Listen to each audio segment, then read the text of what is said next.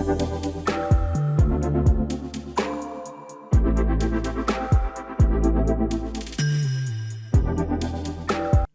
Next IAS Hindi में आपका स्वागत है। मैप मेंटोर अंक में आज बात करेंगे भारत के शैल गैस क्षेत्रों पर दोस्तों। अब बात करते हैं शैल गैस आखिर होती क्या है। शैल गैस देखिए, जिसे शिष्ट गैस भी बोलते हैं, पृथ्वी सरफेस से 2500 से लेके 5000 मीटर नीचे बारीक कणों वाली तलछटी चट्टानों में फंसी होती है दोस्तों। यह मीथेन का गैर पारंपरिक स्रोत भी होता है। 70 से लेके 90% तक मीथेन होता है, CH4 जिसको बोलते हैं। और ये शैल गैस रंगहीन होती है, गंध रहित होती है, हवा से हल्की गैस होती है।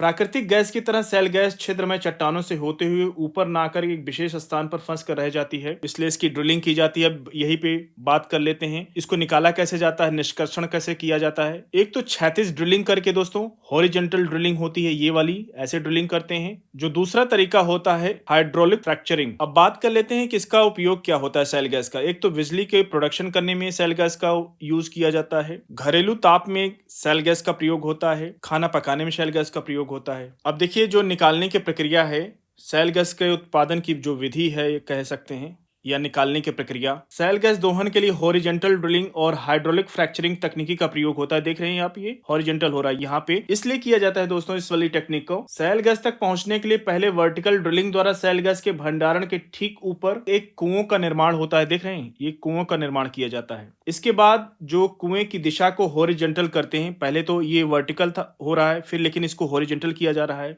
हॉरिजॉन्टल ड्रिलिंग ताकि बेस को बढ़ाकर सभी शैल गैस युक्त दरारों तक पहुंचा जा सके। हाइड्रोलिक फ्रैक्चरिंग में शैल गैस युक्त शैल चट्टानों को तोड़ने के लिए हाई प्रेशर पर तरल पदार्थ, जिसमें पानी, रेत या रसायन, आगे उसकी चर्चा करेंगे, कुएं में पंप किया जाता है। ये जो देख रहे हैं आप, ये वाला हिस्सा, ये मेजरमेंट बताता है कहां तक ड्रिलिंग करना है दोस्तों। ये वाला पार्ट हाइड्रोलिक मोटर होती है, मोटर जब चलती है ड्रिलिंग स्टार्ट हो जाती है। हाइड्रोलिक एक्चुएटर का काम ये वाला हिस्सा करता है, ये दिशा बताता है किस दिशा में ये इसका उत्खनन करना है गैस का। आपको और समझाने की कोशिश करते हैं आगे।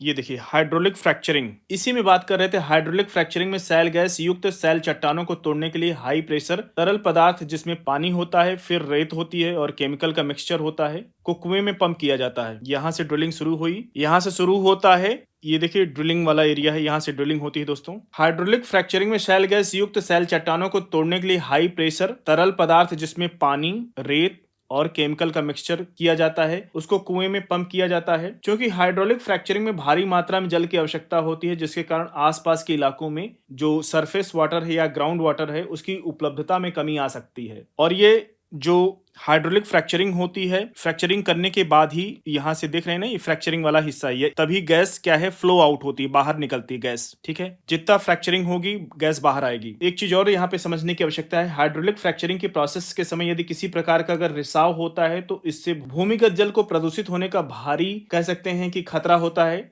शैल गैस के एक्सप्लोरेशन में एक बड़ी चुनौती देश में भूमिगत जल के स्तर में गिरावट, उसके प्रदूषित होने का खतरा है। इसीलिए कम इसका एक्सप्लोरेशन होता है दोस्तों, क्योंकि ये जितनी गैस निकलती नहीं, उससे ज्यादा जो ग्राउंड वाटर है उसको प्रदूषित कर देता है। और हमारे लिए जानते हैं कि जल कितना महत्वपूर्ण रिसोर्स है प्रकृति का। अब भारत के आंकड़ों के ऊपर बात कर लेते हैं दोस्तों। गैस भंडार की बात कर लेते हैं। 300 से लेके 2100 ट्रिलियन क्यूबिक फीट पाया जाता है, यहाँ भंडार है। मैप के माध्यम से समझने की कोशिश करेंगे किस लोकेशन पे ये शैल गैस मिलती है। अगर भारत के भंडार की बात करें, इंडो गंगेटिक बेसिन वाला एरिया, यहाँ पे भंडार है शैल गैस का। फिर ऊपरी असम अराकान बेसिन, ये वाला हिस्सा, कैम्बे बेसिन गुजरात वाला हिस्सा, यहाँ पे मिलता है भंडार शैल गैस का।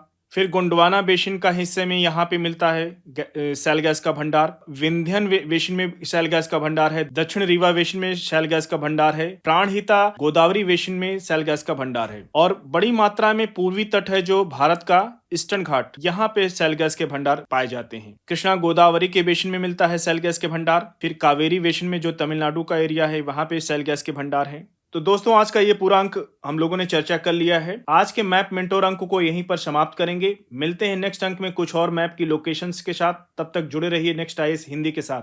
धन्यवाद।